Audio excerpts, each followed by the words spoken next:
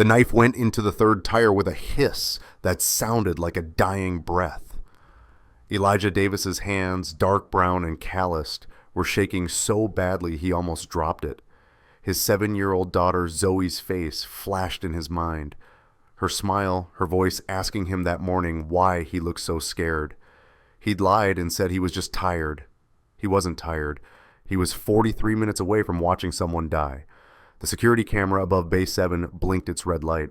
Elijah knew it was recording. He knew what this looked like. A black single-dad janitor with a knife destroying the CEO's car in the executive parking garage at dawn. They'd call it workplace rage, mental breakdown. They'd arrest him, and Zoe would be alone. But if he didn't do this, if he walked away and made the safe choice, Victoria Brennan would turn the key in her ignition in exactly 43 minutes, and the bomb strapped underneath her Mercedes would erase her from existence. Elijah had spent the last 30 minutes trying every other option. His phone was in his locker 4 floors up. The parking garage had no cell signal. The security office was on the opposite side of the building, and the bomber had chosen this morning specifically because it was the one day of the month when the head of security was in an off-site training. The emergency call boxes were hardwired to the main system. If Elijah used one, whoever planted the bomb would hear it on their scanner and detonate remotely. He knew this because he'd seen the device, really seen it. Not just glanced at it, but studied it during the 7 minutes he'd spent lying on his back under Victoria Brennan's car with a flashlight, his heart slamming against his ribs. Military-grade, remote detonation capability, pressure-sensitive backup trigger. Whoever did this knew exactly what they were doing. The fourth tire resisted. Elijah had to saw at it twice before the blade bit through. The air rushed out with a sound like a scream. Freeze. Hands where I can see them. Elijah looked up. 2 security guards stood 15 feet away, weapons drawn. Behind them, the elevator doors were closing. Someone had called it in. He dropped the knife and raised his hands. His fingerprints were all over it.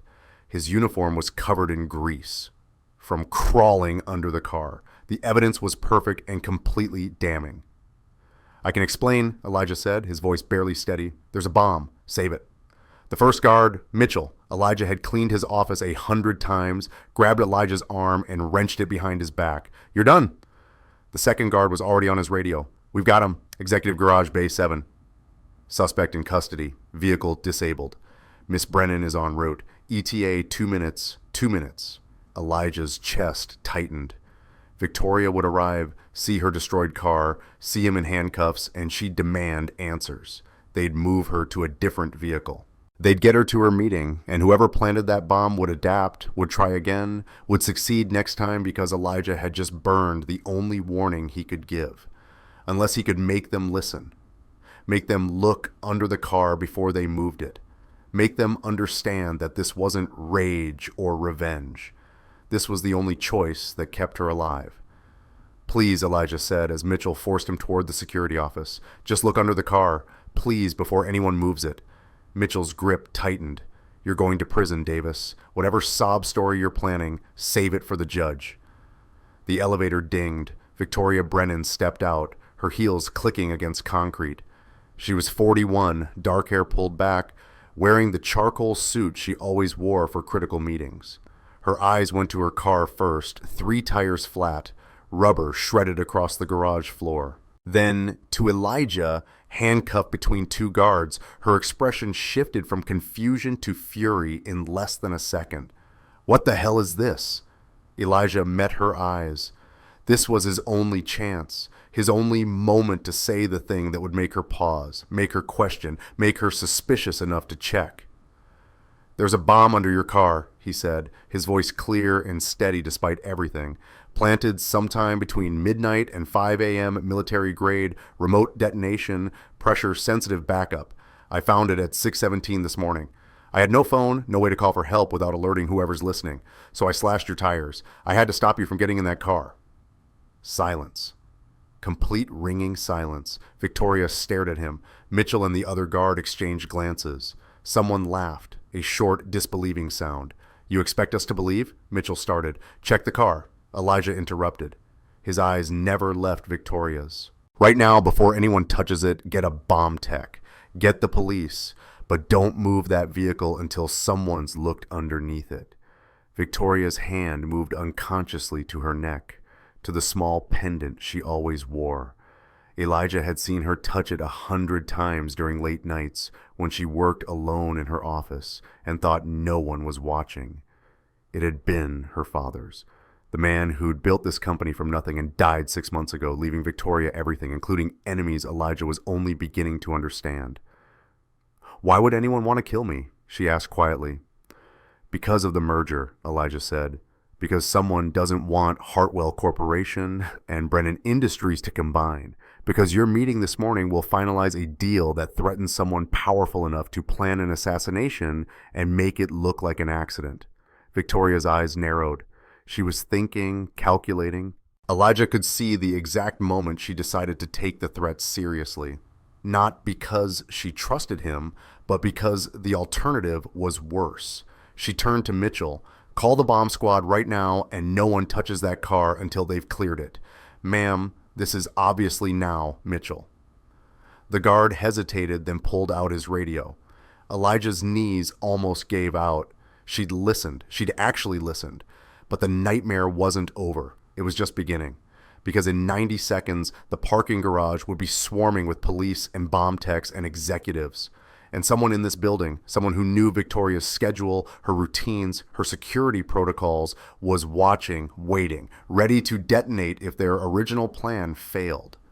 Elijah looked at Victoria again. "Whoever did this is still here, and they're listening." Victoria's face went pale. She understood immediately what he meant. Mitchell was already on the radio calling for backup for the bomb squad, for every protocol the company had. His voice echoed through the concrete structure. Each word was a broadcast to whoever was monitoring police frequencies. "Stop," Victoria said sharply. "Mitchell, put that down, ma'am. If there really is a device, then whoever planted it is listening to every word you're saying right now." She turned to the second guard. "Davis, go upstairs. Use a landline in my office. Call the police directly. Tell them we need a bomb unit. Code silence protocol. Don't use the radio. Don't use your cell. Go." Davis ran for the stairs. Victoria looked back at Elijah. "You said you saw the device. Describe it." Elijah's mouth was dry.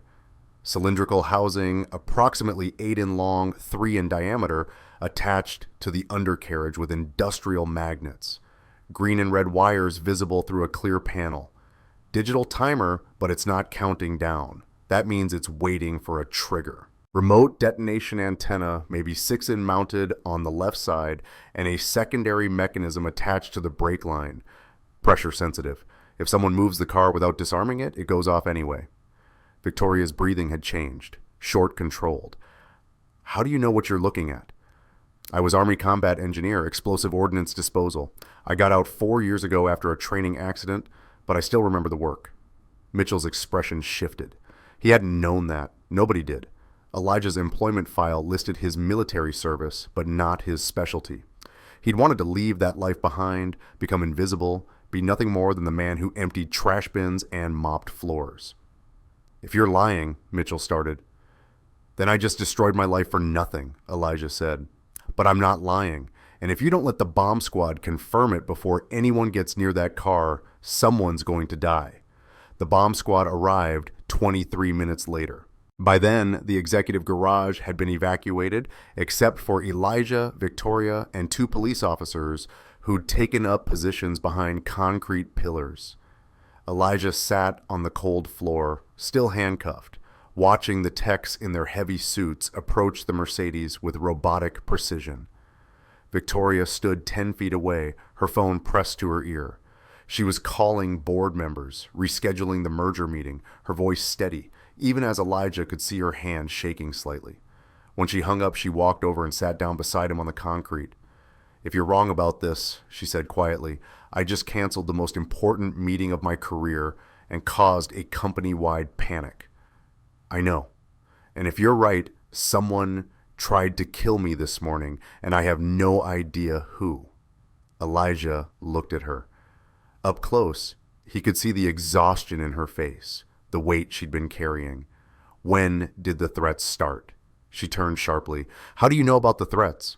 I clean your office. 3 weeks ago, I found a shredded letter in your personal trash. You tore it into small pieces, but I could still read parts of it. Stop the merger or you'll regret it. You never reported it to security.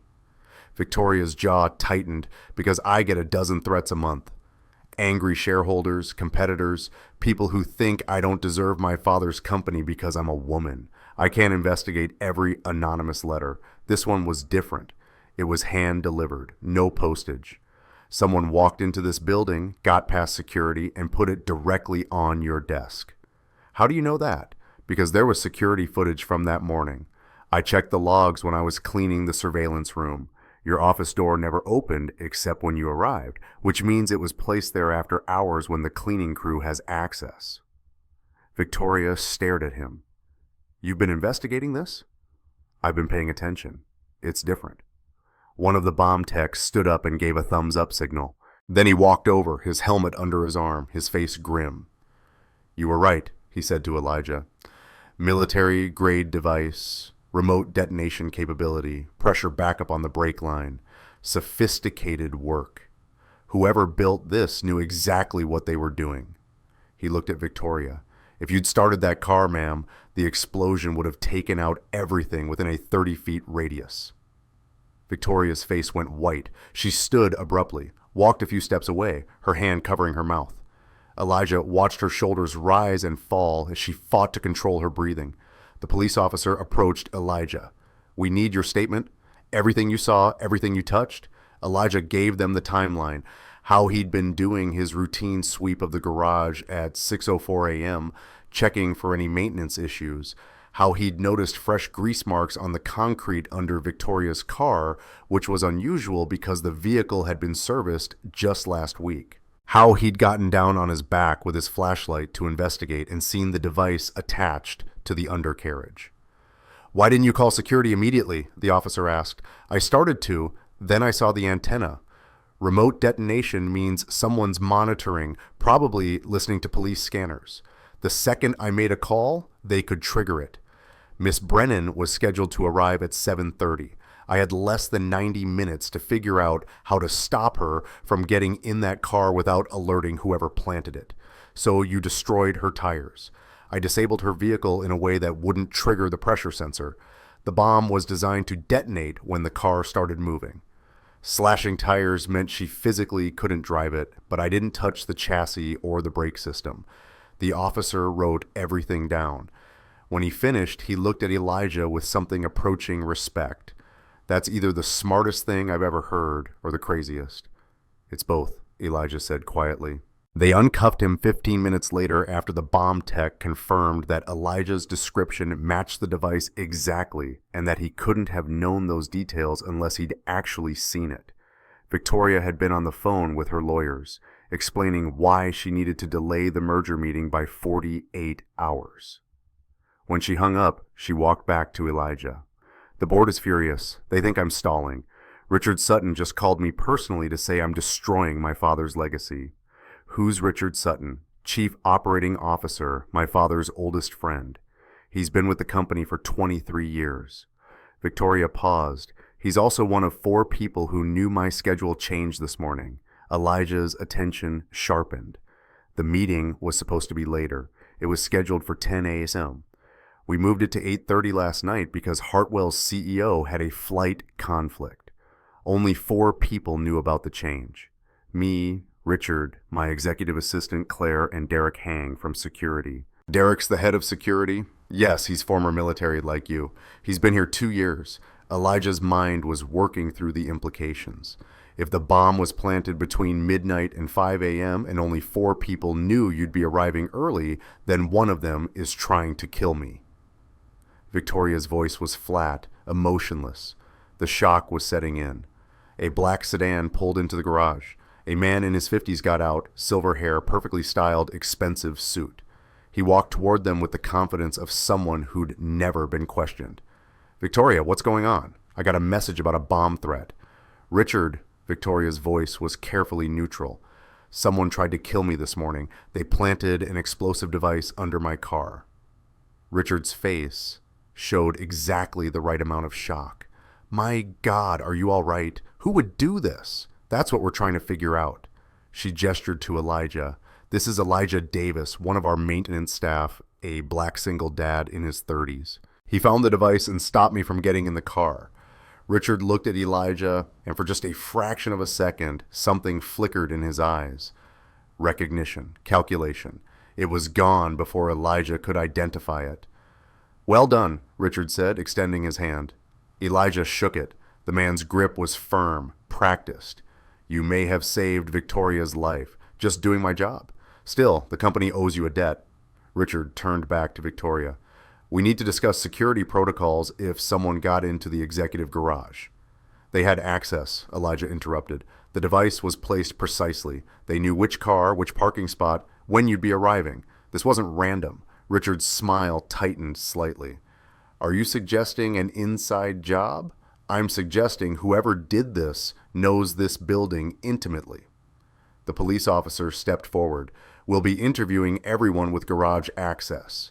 Mr. Sutton, we'll need to speak with you as well, of course, whatever you need. Richard's voice was smooth, cooperative, but Elijah noticed his hand move to his pocket, checking his phone. A nervous habit, or something more. Victoria's executive assistant, Claire, arrived next. A woman in her early 30s, her expression panicked. I just heard, oh my God. Victoria, are you okay? I'm fine, thanks to Elijah. Claire looked at Elijah, seemed to really see him for the first time, despite passing him in the hallways for 3 years. Thank you. I don't know what we would have done if her voice broke. Real emotion, Elijah thought, or excellent acting. Derek Hang was the last to arrive. He came down the stairs instead of the elevator, moving quickly, his security badge bouncing against his chest. When he saw the bomb squad van and the police presence, his face hardened. I leave for one morning training session and this happens. He looked at Victoria. Ma'am, I'm so sorry. This is a massive security failure. It's not your fault, Derek. The device was sophisticated, professional. Derek's eyes moved to Elijah, and Elijah saw something he recognized from his military days. Assessment. Derek was sizing him up, reading his posture, his awareness, trying to determine if Elijah was a threat or an asset. You found it? Derek asked. Yes, Combat Engineer, EOD, 3rd Infantry Division. Derek nodded slowly. I was 2nd Ranger Battalion, deployed twice. You got good instincts. It should have felt like camaraderie. 2 veterans acknowledging each other, but something in Derek's tone felt off, too casual, too friendly for a situation this serious. Elijah's phone buzzed in his pocket. Mrs. Chen, his elderly neighbor, who watched Zoe during his night shifts. He'd forgotten to check in. Excuse me, he said to Victoria. I need to make a call. He walked toward the stairwell, dialing Mrs. Chen back. She answered on the first ring. Elijah, I saw the news. They're saying there was a bomb threat at your building. I'm fine. Is Zoe okay? She's eating breakfast. She doesn't know yet. But Elijah, she was asking about you this morning. She said you looked scared when you left for work. Elijah's chest tightened. Zoe always knew. She'd inherited his ability to read people, to sense when something was wrong. Tell her I'm okay. Tell her I'll be home soon. He hung up and turned to find Victoria standing behind him. You have a daughter, Zoe, she said. Victoria's expression softened slightly. You risked everything this morning.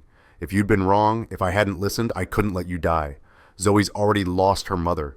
She doesn't need to watch her father go to prison for doing nothing. This black family was built on presence, not privilege. Prison would erase him from Zoe's life completely. Her mother left 4 years ago, walked out one morning, and never came back. Zoe was 3.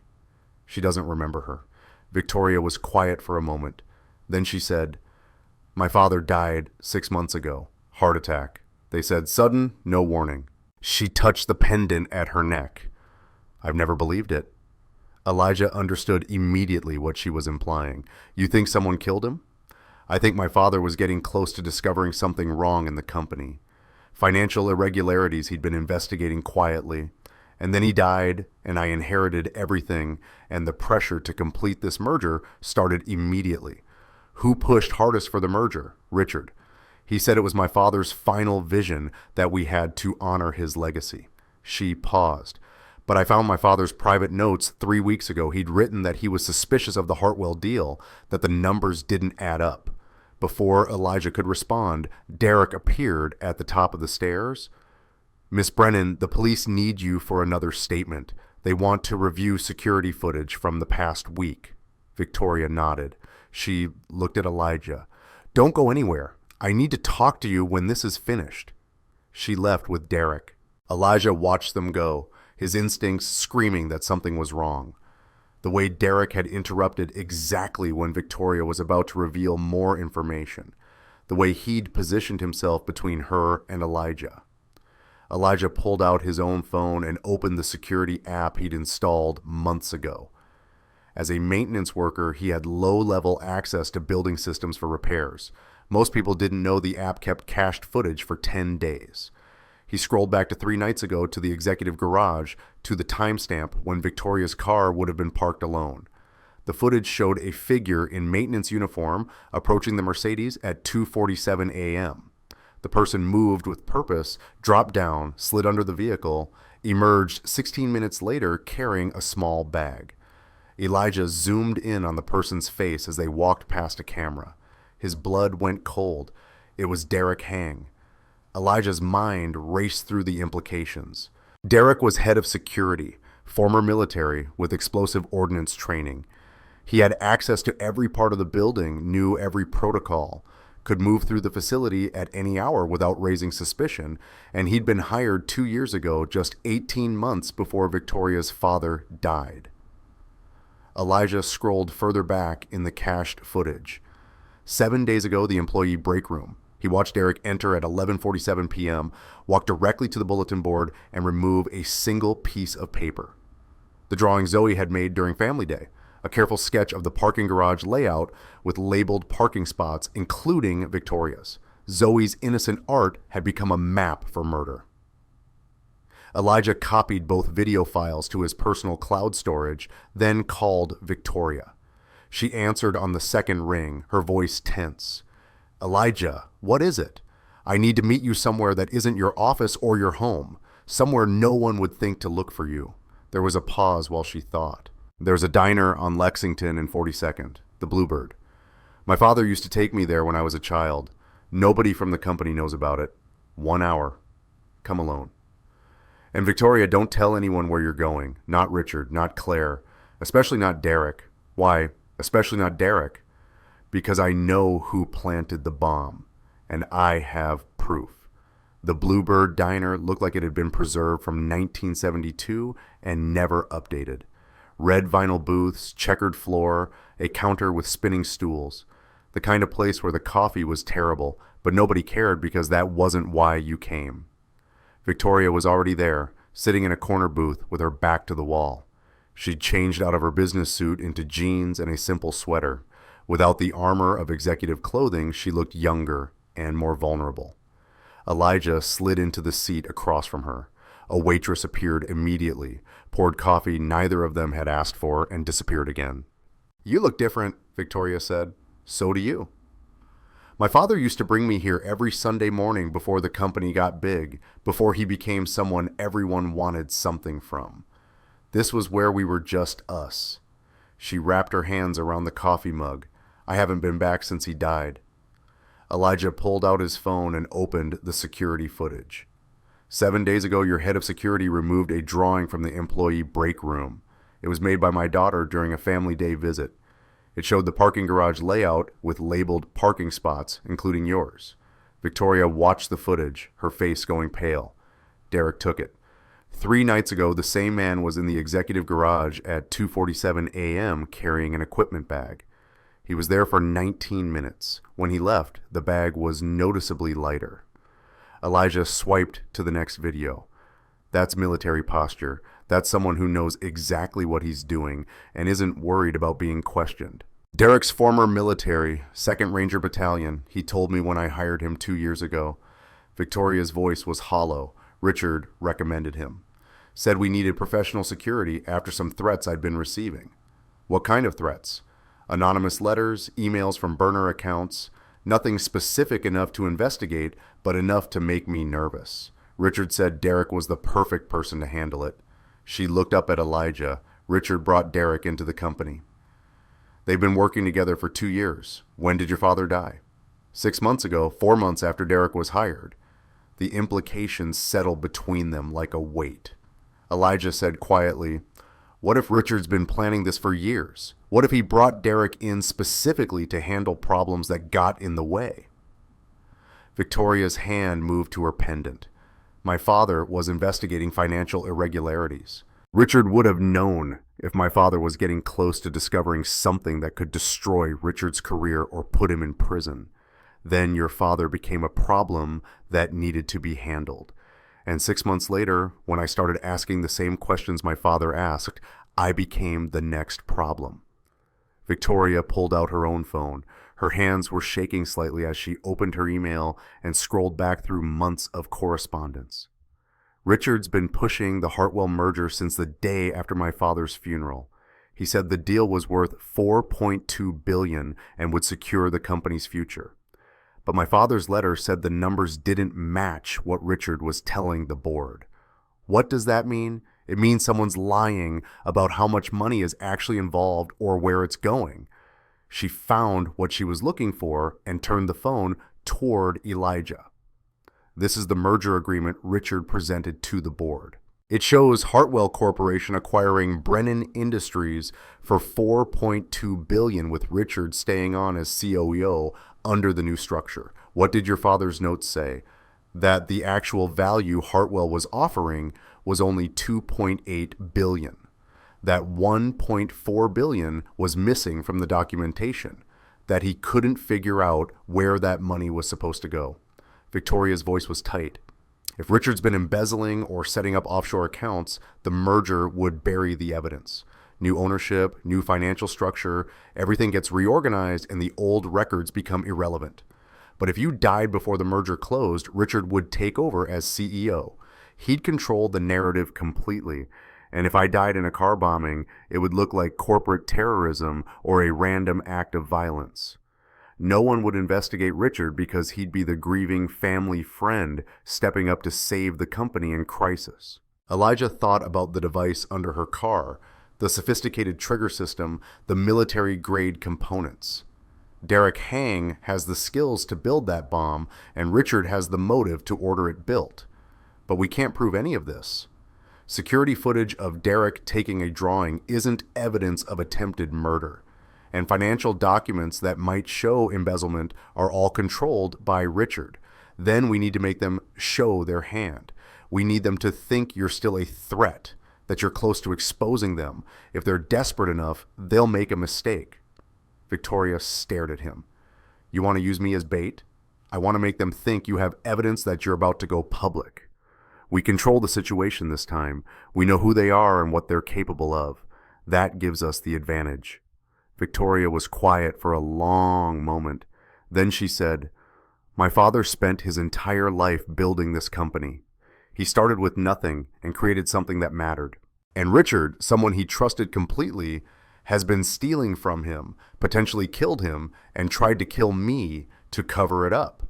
Her voice hardened. "I'm not letting them win. Whatever it takes, I'm stopping this.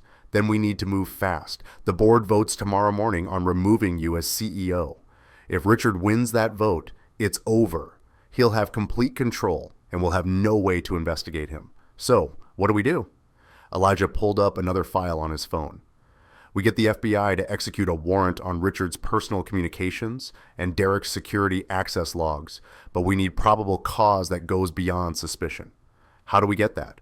We make Richard think you have evidence, we make him panic, and we record him trying to destroy that evidence or silence you." Victoria's expression was uncertain. "That's incredibly dangerous." "Yes, but it's the only way to prove what they've done before they can cover their tracks." Elijah paused. "I can't force you to do this. If you want to walk away, let the board remove you and disappear somewhere safe." "No." Victoria's voice was firm. "They killed my father. They tried to kill me. I'm not running." Elijah nodded slowly. "Then we do this tonight. Before Richard knows we're coming, they spent the next 2 hours planning. Elijah called the FBI from a burner phone he kept for emergencies, a habit from his military days. Special Agent Jennifer Moore was skeptical until Elijah sent her the security footage of Derek planting the device and removing Zoe's drawing. "This changes everything," Moore said, her voice sharp with focus. "We can get warrants for both Sutton and Hang based on this evidence. But if you're proposing what I think you're proposing, using Miss Brennan as bait to get a confession, that's extremely risky. Richard Sutton is trying to remove her as CEO tomorrow morning. Elijah said if he succeeds, he'll have complete control of the company and unlimited resources to cover his tracks. This is our only window." There was a long pause. "We'll wire Miss Brennan's office, audio and video coverage. We'll have tactical teams positioned around the building. But Mr. Davis, I need you to understand something. If Sutton or Hang suspects this is a trap, they could turn violent very quickly. Are you prepared for that?" Elijah thought about Zoe waiting at home, about the promise he'd made to always come back to her, about the team leader who died in Mosul because Elijah had missed a secondary trigger on an IED. "I'm prepared," he said, "and I'll be inside the building. I know the maintenance corridors better than anyone. If something goes wrong, I can get to Victoria faster than your team. You're not trained for tactical operations anymore. Your back injury won't matter if Victoria's dead because we waited for protocol." Moore sighed. "Be at the FBI field office at 6 p.m. We'll brief you then." Elijah went home first. Zoe and Mrs. Chen were at the kitchen table folding dumplings together. Zoe's hands were clumsy but determined, creating lopsided packages that Mrs. Chen accepted without comment. "Daddy," Zoe jumped up, flour dusting her cheeks. "Look what we made." Elijah hugged her, breathing in the scent of her shampoo and the warm, clean smell of her tight curls. "They're perfect. They're ugly," Zoe corrected matter-of-factly. "But Mrs. Chen says ugly dumplings taste the same as pretty ones."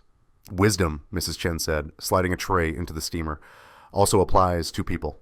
Elijah met her eyes. She knew. She always knew. After they ate, Elijah tucked Zoe into bed. She held his hand tightly. "You're going back there tonight, aren't you? To help the lady?" "Yes." "Is it dangerous?" Elijah thought about lying, about protecting her from the truth, but Zoe deserved honesty. "Yes, but I'll have help. The police will be there.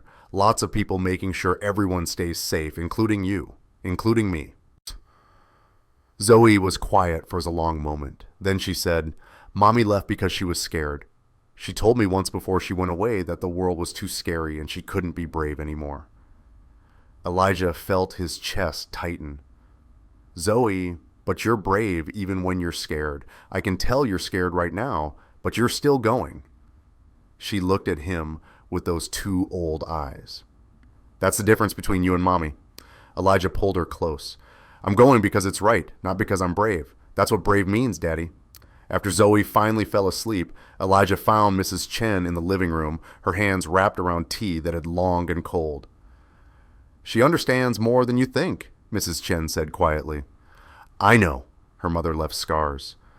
"Every time a black man walks out that door in this city, Zoe wonders if you'll come back. Tonight will be harder for her than most nights. I have to do this. I know your father was the same way. He couldn't walk past someone who needed help."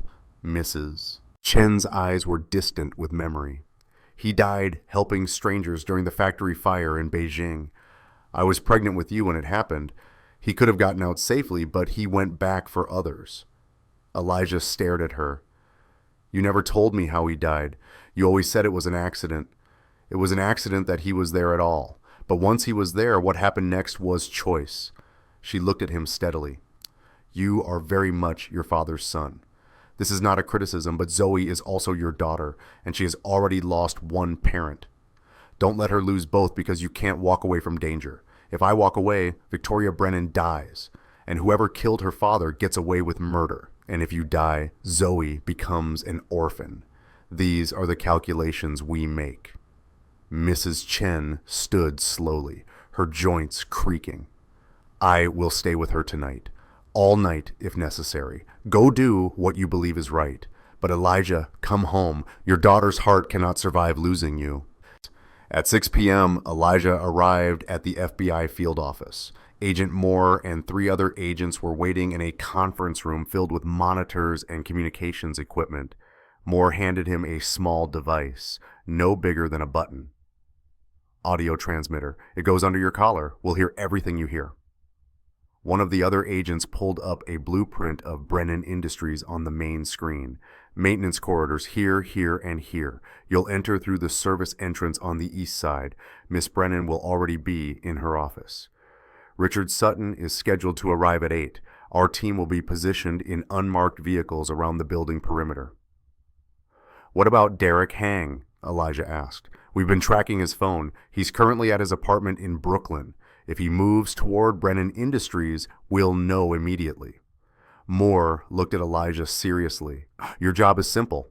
Stay in the maintenance corridors. Listen, if we need you to intervene, we'll radio you directly. Do not engage Richard Sutton or Derek Hang unless Miss Brennan's life is in immediate danger. Understood? Understood.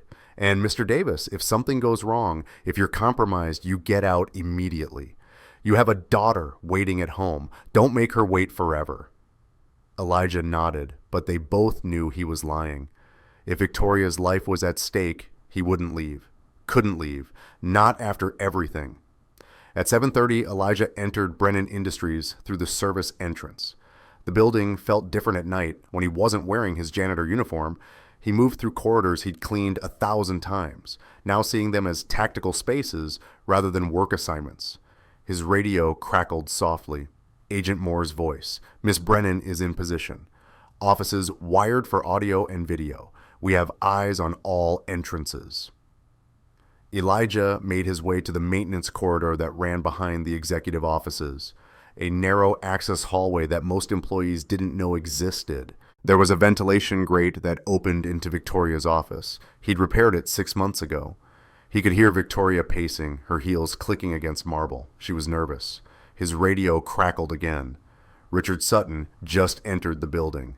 He's alone, arriving at the executive floor now. Elijah positioned himself at the grate and waited. He could see Victoria through the slats. She stood behind her desk, her hand resting near her phone, her posture rigid with tension. The office door opened. Richard's voice was smooth, concerned. Victoria, thank you for agreeing to meet.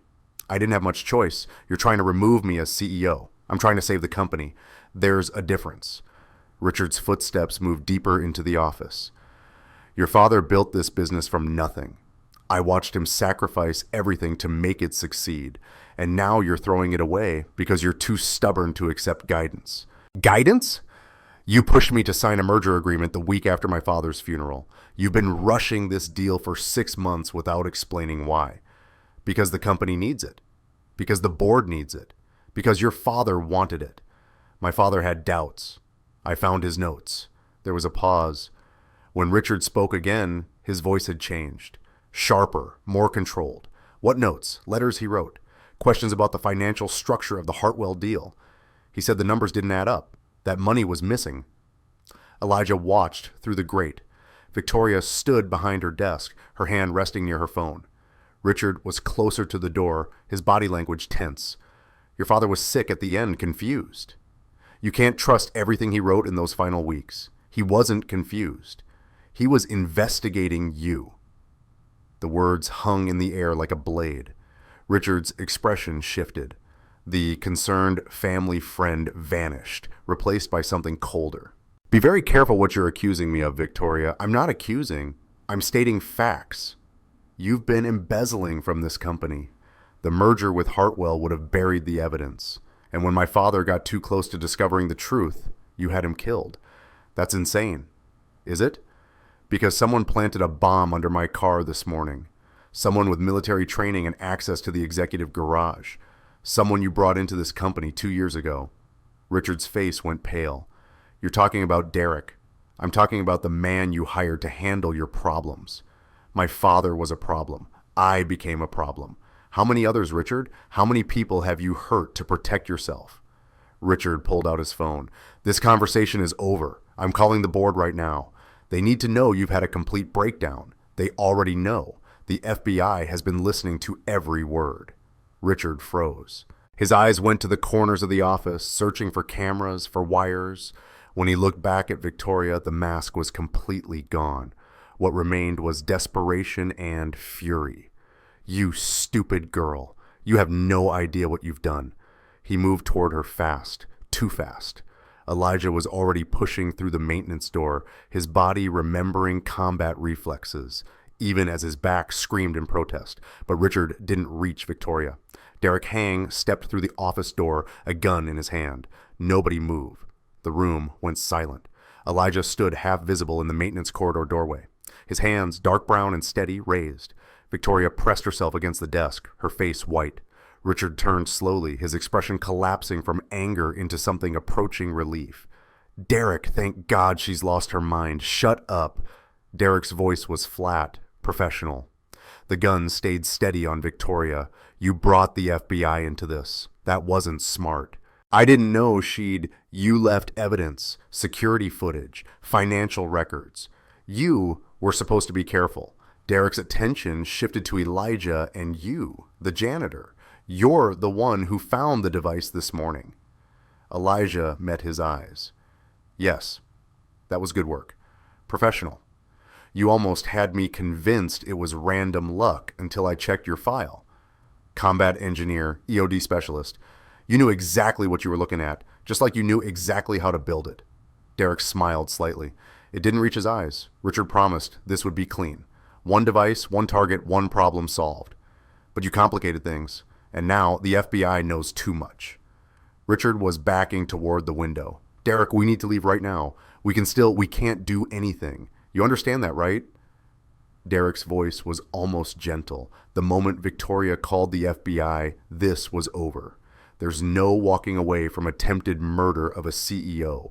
No amount of money makes that disappear. "But you said I said a lot of things to keep you paying me. You really thought I was doing this for $500,000? Derek laughed, a sound without humor. "I've been recording every conversation we've had for 2 years. Every order you gave me, every payment you made. I have enough evidence to bury you 10 times over." Richard's face went slack with betrayal. "Why? Insurance. I'm former military, not stupid. If this ever went wrong, I needed leverage. Turns out I was right to prepare." Derek looked at Victoria. "Your father was a good man. I respected him.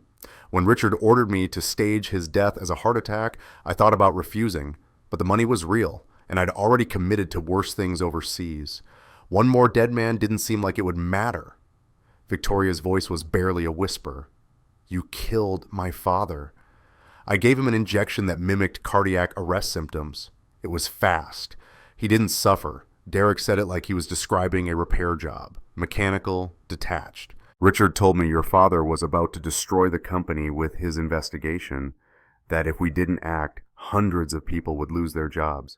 I believed him then. And now I know Richard's a coward and a thief who's been stealing from this company for years, and that your father died trying to stop him." Derek's finger moves slightly on the trigger, which brings us to the current situation. The FBI is listening. They're outside, and I'm holding a gun on the CEO of a major corporation. This ends badly no matter what I do. Elijah's radio was silent. Agent Moore's team would be moving into position, but they wouldn't breach the office while Derek had a weapon on Victoria. Standard hostage protocol meant negotiation first. Force only as a last resort. Elijah needed to change the dynamic. Make Derek see a different option. "You said you respected Victoria's father," Elijah said quietly. "Then respect what he was trying to do. He was trying to protect his daughter and his company." "You can finish that work." Derek's eyes shifted to him. "By doing what? By turning myself in? Spending the rest of my life in prison? By telling the truth? By giving the FBI everything you have on Richard? By making sure the man who actually ordered the murders doesn't walk away clean? I planted the bomb. I killed her father. Cooperation doesn't erase that. No. But it means something. It means Victoria's father didn't die for nothing. It means the company gets justice. It means Elijah paused, thinking about Zoe waiting at home. It means you choose how this story ends. You can go down as a murderer, or you can go down as the person who stopped worse from happening. Derek was quiet. The gun hadn't moved, but something in his posture had shifted. calculation weighing options. Richard made his choice. Then he lunged for the door, his survival instinct overriding any remaining dignity. Derek's gun tracked toward him almost lazily. Don't. Richard froze halfway to the exit. Tut, you're not leaving, Derek said flatly. If I'm going down for this, you're coming with me. Elijah's radio crackled softly in his ear. Agent Moore's voice. Breach in 30 seconds. Get down. Elijah caught Victoria's eye. She understood immediately. She dropped behind her desk just as Derek's attention shifted toward the sound of movement in the corridor. The office door exploded inward. FBI agents flooded the room in tactical formation. Weapons drawn, voices overlapping in a controlled chaos of commands. Gun down, hands up, down on the ground. Derek dropped his weapon and raised his hands. His face showed nothing. Not fear, not regret, just the blank acceptance of someone who'd known this was always how it would end.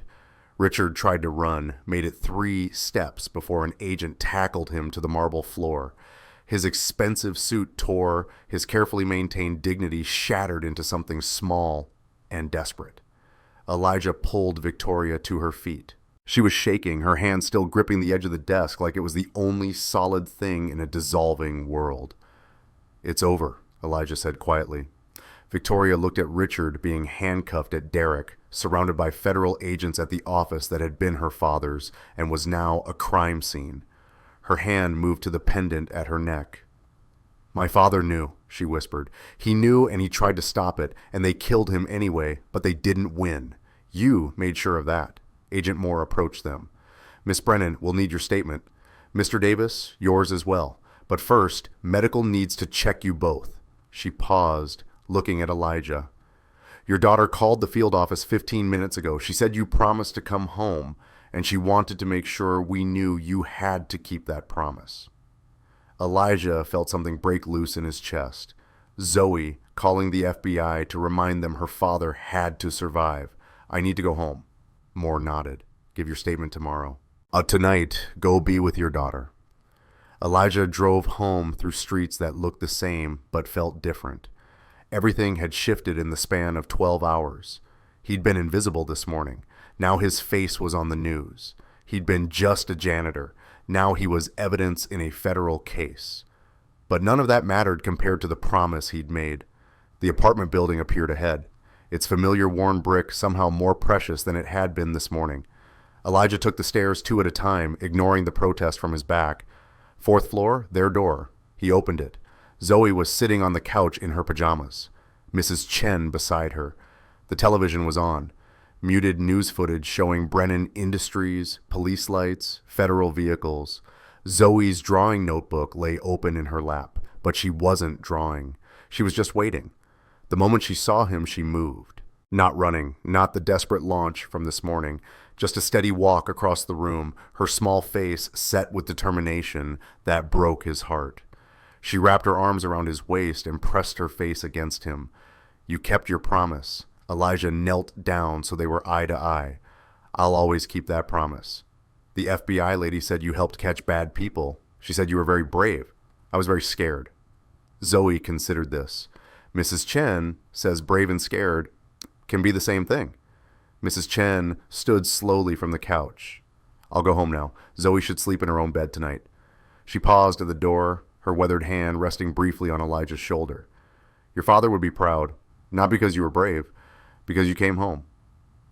After she left, Elijah heated up leftover dumplings and sat with Zoe at the kitchen table.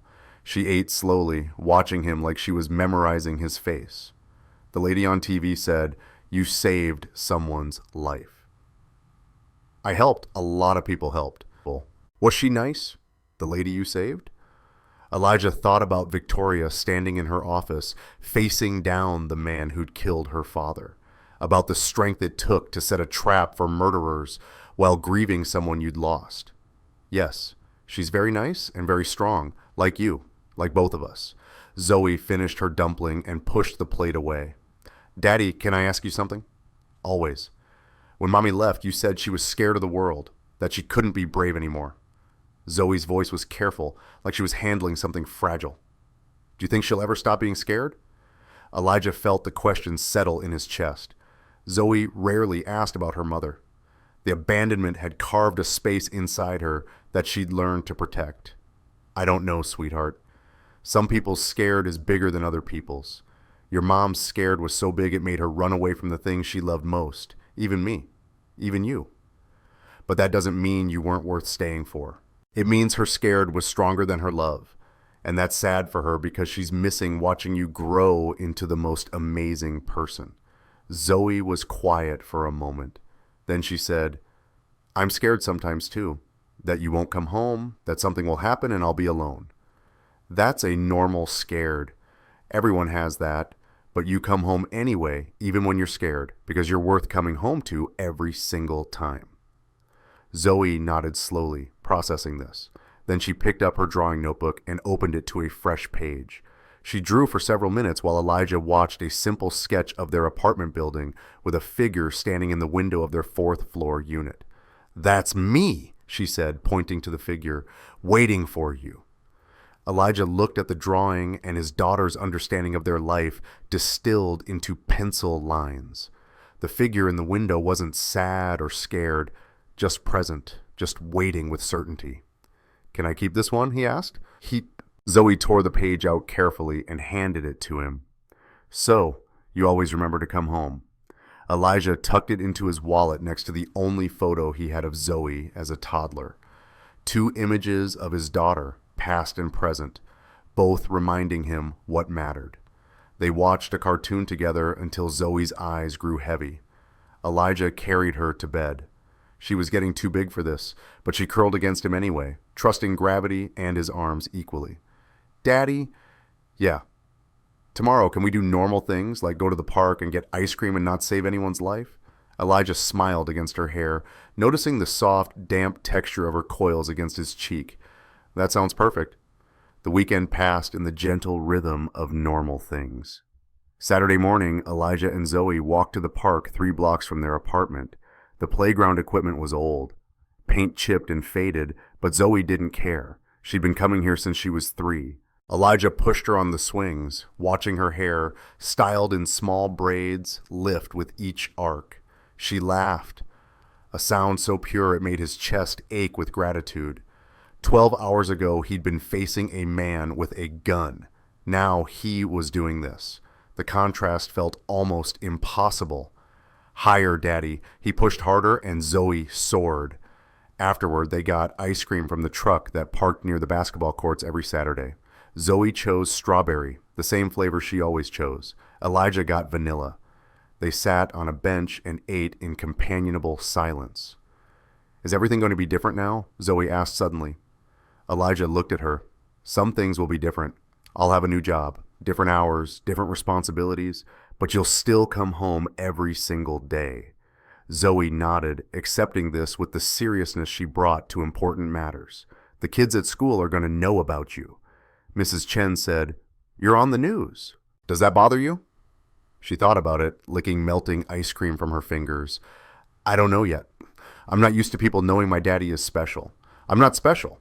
I just did what needed to be done. Zoe looked at him with those 2 knowing eyes. That's what makes you special, Daddy. You don't think you are. Monday morning, Elijah received a call from Victoria. The board wanted to meet with him Tuesday. Formal introduction, contract signing, security assessment briefing. Tuesday morning arrived with the weight of transition. Elijah woke early, unable to sleep past dawn, despite having no work shift. He made breakfast, real breakfast, not the quick cereal Zoe usually ate with Mrs. Chen, pancakes from scratch. Zoe emerged from a room drawn by the smell of cooking. She stopped in the doorway, surprised. You're making pancakes? Seemed like a pancake kind of morning. They ate together at the table, syrup pooling golden on their plates. Zoe kicked her feet beneath her chair. Are you nervous? She asked. About today? A little, Mrs. Chen says. Being nervous means you care about doing well. Mrs. Chen is very wise. Zoe considered this while chewing. Then she said, I'm proud of you, Daddy. Even though I was scared, I'm still proud. Elijah felt something shift in his chest. The final piece of justification for every risk he'd taken. Zoe was proud. That mattered more than commendations or new job titles or anything else. Thank you, sweetheart. That means everything to me. Elijah stood in front of his closet deciding what to wear to meet the board of directors. He didn't own a suit. His wardrobe consisted of janitor uniforms, jeans, and 2 button-down shirts he wore to parent-teacher conferences. He chose the better of the 2 shirts, light blue, slightly wrinkled despite his attempt at ironing, and his least faded jeans. Looking in the mirror, he saw someone caught between identities. Not quite the janitor anymore, not yet the executive. Zoe appeared behind him, already dressed for school in her favorite shirt with a robot on it. "You look like a black man in a boardroom," she said. "You look nice." "I look like I'm pretending to be someone I'm not." "You look like my daddy who saved someone's life and is about to get an important job." She walked over and straightened his collar with the same careful gesture she'd used Friday morning. "There, now you're perfect." The board meeting was in conference room A. 9 board members sat around a table that could have seated 20. Richard Sutton's empty chair at the far end looked like a wound that hadn't yet scarred over. The board chair, Margaret Chen, no relation to Elijah's neighbor, stood as they entered. She was in her 60s, silver hair cut precisely, eyes that had witnessed decades of corporate battles. "Mr. Davis, thank you for joining us." She gestured to a seat. "Please sit." Elijah remained standing, old military instinct. Never sit until you understand the room's dynamics. Margaret seemed to recognize this. A slight smile touched her lips. "Before we begin the formal proceedings, I want to say something personal." She looked around the table at the other board members. "We failed. Every person in this room failed to see what was happening in our own company. We trusted the wrong people, ignored warning signs, and nearly lost our CEO because we were too focused on quarterly reports to notice a conspiracy forming right in front of us." The room was silent. This wasn't the corporate language Elijah had expected. "You were a janitor," Margaret continued, looking directly at Elijah. "Invisible to most of us. I probably walked past you 100 times and never once acknowledged your presence. That invisibility gave you a perspective we'd lost. The ability to see what was actually happening instead of what we wanted to believe was happening." Another board member spoke up. David Park, the technology director. "Richard Sutton fooled all of us. Some of us had worked with him for 15 years. We thought we knew him. We were wrong about everything." Elijah finally sat. The vulnerability in the room felt genuine, uncomfortable, real. "I'm not here to make you feel better about being fooled," Elijah said quietly. "Richard was good at what he did. He built trust over decades specifically so he could exploit it when necessary. That's not a failure of judgment. That's encountering a professional manipulator." Margaret's expression softened slightly. "Generous of you to say, but the truth is Victoria's father tried to warn us something was wrong. We dismissed his concerns as the paranoia of an aging CEO. If we'd listened, he might still be alive," Victoria finished, her voice steady but strained. "But we can't change that. We can only make sure it doesn't happen again." David pulled out a folder. "We've drafted a contract for the Chief of Safety and Security position. Full executive authority over all security protocols, personnel, and infrastructure. Salary is $400,000 annually plus benefits. You'll report directly to the CEO with quarterly briefings to the full board." Elijah stared at the number. 400,000. He currently made 38,000 emptying trash and mopping floors. "That's too much," he said. The room went still. "Excuse me?" Margaret's eyebrows rose. "I said that's too much.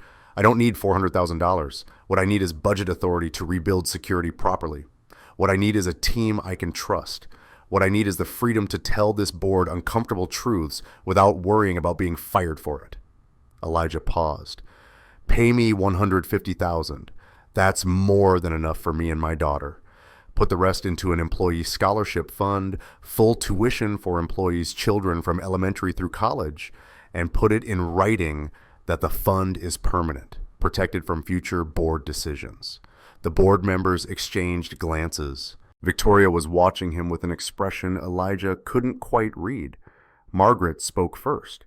Mr. Davis, that's not how executive compensation works. Then change how it works. You said you failed because you were too focused on quarterly reports to notice what mattered. Prove you meant that. Build something that helps the people who actually keep this company running. The maintenance workers, the administrative assistants, the security guards, the people everyone walks past without seeing. David was writing rapidly, making notes. A permanent protected fund, full tuition coverage for employees' children from elementary through college. That's approximately $8 million annually based on current employee numbers. Can the company afford it? Elijah asked. Margaret looked at Victoria. Can we? Victoria's hand moved to her father's pendant. My father used to say that a company's worth isn't measured in stock price. It's measured in how many families it can help build futures. Yes, we can afford it. We should have been doing it all along. Margaret nodded slowly. Then she looked back at Elijah. You're asking for less money and more responsibility. You're prioritizing other people's children over your own financial security. Either you're the most foolish person I've ever met, or the most principled. She paused. I'm hoping it's the second one. I'm just someone who knows what it's like to raise a child alone on wages that don't cover the month. I don't need to be wealthy. I need to look my daughter in the eye and tell her I use this opportunity to help people like us. The vote was unanimous. The contract was modified. Elijah Davis became Chief of Safety and Security of Brennan Industries with a salary of $150,000 and the authority to rebuild everything from the ground up. After the board meeting ended and most members had left, Margaret approached Elijah quietly. My grandson is 7, same age as your daughter. Her voice had lost its corporate formality. His father, my son, died 2 years ago. My daughter-in-law works 3 jobs trying to keep them afloat. When you proposed that scholarship fund, I thought about him, about the future he might not have access to without help. She paused. Thank you for thinking of the children no one sees. 3 months later, the scholarship fund launched on a Tuesday in November. Victoria insisted Elijah be present for the announcement. The company auditorium filled with employees and their families. Elijah stood backstage, watching through a gap in the curtain as people found seats. He recognized faces, maintenance workers he'd cleaned alongside, administrative assistants who'd never looked at him twice when he was pushing a mop bucket, security guards who now reported to him. Zoe sat in the front row beside Mrs. Chen, wearing her best dress, navy blue with small white flowers. She'd insisted on looking professional for her father's big day. Victoria found him in the wings. You ready? No. She smiled. Good. That means you still understand what this means. Elijah walked onto the stage. Hundreds of faces looked back at him. Some he knew, most he didn't. All of them watching, waiting. He found Zoe in the front row. She waved, a small, encouraging gesture that steadied the ground beneath him. 3 months ago, I was a janitor in this building. Elijah, a black man in a light blue shirt, began. His voice carried clearly, surprising him with its steadiness. I cleaned your offices and emptied your trash and mopped your floors. Most of you never noticed me. That was intentional. I'd spent 3 years making myself invisible because I thought that was the safest way to live. He paused, gathering the words. But invisibility isn't safety. It's just hiding. And when you hide, you can't help the people who need you. You can't build the things that matter. You can't show your children that courage means being seen. Zoe's eyes were locked on him, shining with something that looked like pride mixed with tears. When Victoria Brennan and the board offered me a position as Chief of Safety and Security, they also offered me a salary I'd never imagined having. $400,000 a year. That's life-changing money for someone who was making $38,000. He heard murmurs ripple through the crowd, people doing the math, understanding the gulf, but I asked them to reduce my salary to $150,000 and put the difference into something permanent, something that would matter long after I'm gone. Elijah looked directly at the families in the audience. The Brennan Industries Educational Trust will provide full tuition coverage, elementary through college, for the children of every employee, not just executives, everyone. Maintenance workers, administrative staff, security guards, the people who keep this company running, but who often struggle to give their children the futures they deserve. The silence was absolute. Then someone started clapping, then another. Then the entire auditorium rose in standing ovation, and Elijah stood there feeling the weight of gratitude he hadn't expected, hadn't sought, didn't entirely know how to hold. Zoe was crying openly now, and Mrs. Chen had her arm around the girl's shoulders. Tommy Chen, Mrs. Chen's grandson, visiting from California, sat beside them, his face transformed by the realization that his future had just opened in ways he'd stopped imagining possible. After the announcement, Elijah was surrounded by people who wanted to thank him. A maintenance worker named Carlos, whose daughter could now attend art school. An administrative assistant named Jennifer, whose son had just been accepted to MIT but couldn't afford to go until now. A security guard whose twins would be the first in their family to graduate college. Each story was a life intersecting with his choice. Each gratitude was evidence that one decision in a boardroom had sent ripples through dozens of families, hundreds of futures. Zoe rescued him eventually, threading through the crowd and taking his hand. "Daddy, can we go home now?" Mrs. Chen says, "All this attention is making you itchy." Elijah laughed, a sound of relief and love. "Yes, let's go home." That evening, Elijah's phone rang. Margaret Chen calling from her personal line. "Mr. Davis, I'm calling because I wanted to tell you something off the record. My grandson, the one I mentioned in our first meeting, his name is David. He's 7, same as Zoe. His father, my son, died 2 years ago. My daughter-in-law works 3 jobs trying to keep them afloat.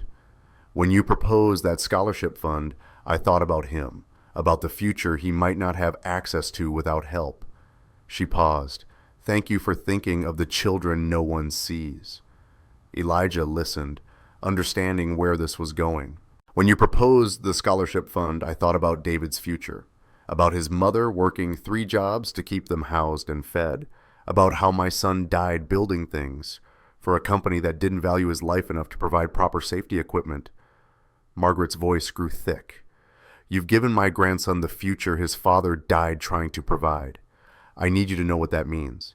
Not as a board member, as a grandmother." "I'm honored I could help," Elijah said, inadequate words for enormous meaning. "But that's not why I'm calling. I'm calling because I want you to know something about how this company is changing. Since you've taken over security, violations have dropped 83%. Safety incidents are down 71%. But more than that, people feel seen. The maintenance staff, the contractors, the people who used to be invisible, they know someone's paying attention now. Someone who understands what it means to work in the margins. I'm just doing the job.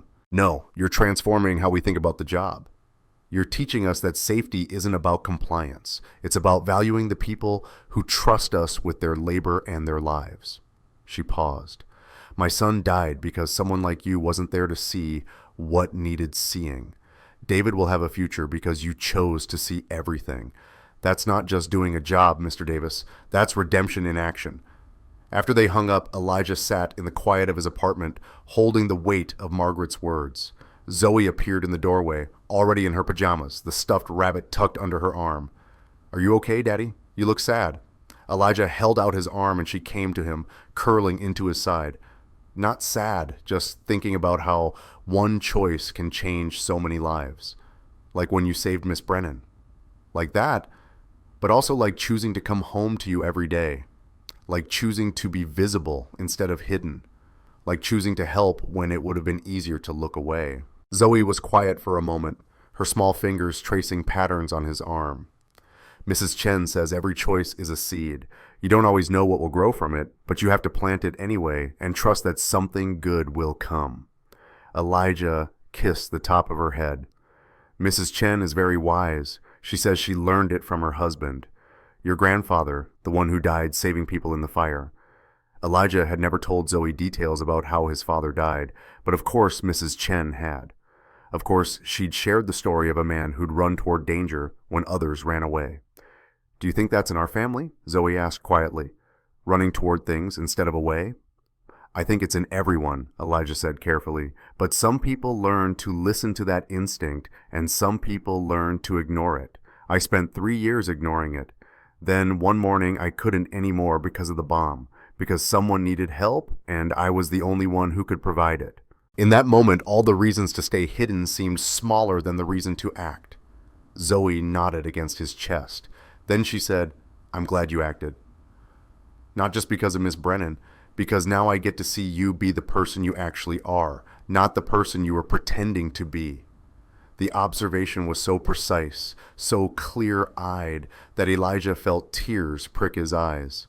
His 7-year-old daughter had seen through 3 years of careful invisibility, had understood that he'd been hiding from himself as much as from the world. "When did you get so wise?" he managed. "I've always been wise." "You just started noticing." They sat together in the quiet evening, father and daughter, holding the space where courage and love and showing up all meant the same thing. Outside, the city moved through its evening rhythms. Inside, 2 people occupied the center of their small, sufficient world, planting seeds they'd never see fully grow, but trusting that something good would come. Elijah thought about Friday morning in a parking garage, about the knife and the tires and the impossible choice, about Victoria's face when she'd realized he was telling the truth, about Derek with a gun and Richard's desperate betrayal. How close it had all come to ending differently. But it hadn't. They'd survived. And in surviving, they'd built something better than what existed before. Elijah's phone buzzed, a text from an unknown number. "Mr. Davis, this is Tommy Chen, Mrs. Chen's grandson. She told me what you did with the scholarship fund. I'm 17. I was planning to skip college because my mom can't afford it. Now I can go. I just wanted to say thank you. You changed my life." Elijah stared at the message. This boy he'd never met, this future he'd helped make possible. He typed back, "Tommy, your grandmother is one of the wisest people I know. She taught me that showing up matters. Keep showing up. The world needs people like you." The response came quickly. It came, "Like you? You mean the world needs people like you?" Elijah set his phone down and walked to Zoe's room one more time, watched his daughter sleep, counted each breath as evidence that he'd kept his promises. Tomorrow he'd put on a button-down shirt and go to an office with his name on it. He'd make decisions that affected hundreds of lives. He'd rebuild security systems and transform infrastructures and prove that invisible people saw things others missed. But tonight, he was just Zoe's father. Just the man who showed up. Just someone who'd learned that love and courage look the same when you stripped away everything else. He thought about his father dying in a Beijing factory fire, saving strangers. About Mrs. Chen carrying that legacy quietly, teaching her son to do the same. About how courage looked different than people thought. Sometimes it was running into burning buildings. Sometimes it was just getting up every morning and being present for the people who needed you. Elijah returned to the living room and looked at Zoe's drawing taped to the refrigerator, the figure in the window waiting. He looked at Tommy's message on his phone. 2 testimonies to the architecture of showing up. 2 reminders of what mattered. Outside, the city continued its endless motion. Inside, a father stood in a kitchen that smelled like dumplings in childhood, holding gratitude too large for words, feeling the weight of choices that had led here. Tomorrow would bring new challenges, new responsibilities, new ways of being visible, but tonight was for remembering that he'd come home, that Zoe was safe, that promises had been kept, that showing up, even when it was hard, was always enough. The knife had gone into the tire with a hiss that sounded like a dying breath. But what had died that morning wasn't a person. It was the version of Elijah Davis who believed that invisibility meant safety. What had been born was something harder and more honest. A man who understood that being seen meant being vulnerable, but that vulnerability was the price of mattering. Elijah turned off the lights and stood at the window, looking out at the city where millions of people lived invisible lives, made invisible sacrifices, hoped, invisible hopes, and he understood finally that the opposite of invisible wasn't famous or wealthy or powerful. The opposite of invisible was present, and he was here. He'd always be here for Zoe, for the people who depended on him, for the children whose futures he'd helped secure, for everyone who needed someone to see them, to show up, to choose courage over comfort. The city lights reflected in the window like scattered promises. Elijah touched Zoe's drawing in his wallet, the figure waiting in the window, and smiled. Tomorrow he'd show up again, and the day after that, and the day after that, because that was what love looked like when you stripped away everything else, just showing up every single day. And so we place another story onto the shelf. Each one of these feels like a different little world we get to visit for a while, doesn't it? I have a question for you. If you were building a library of human experiences, what title would you give this story? The Art of Forgiveness, A Long Road Home. I'm genuinely curious what you'd label it. Drop your title in the comments. This library is something we are all building together. When you subscribe, you're helping us find and preserve the next story that needs to be told. The like button just helps new visitors find this particular aisle. It is an absolute honor to be building this collection with you. Thank you for everything. I'll see you for the next